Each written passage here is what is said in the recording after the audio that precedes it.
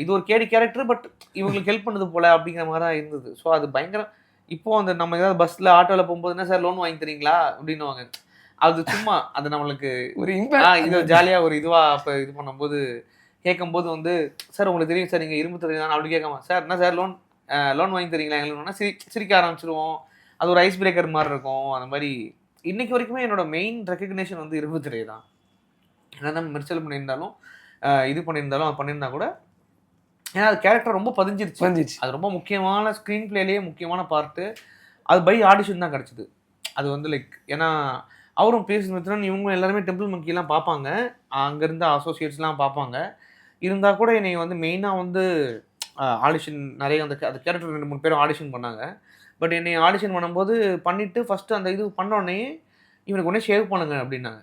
உடனே அந்த குறுந்தாடி இதெல்லாம் வச்சுட்டு ஷர்ட்லாம் போட்டு பார்த்து ஒன்று பண்ணலாம் அப்படின்னு. அது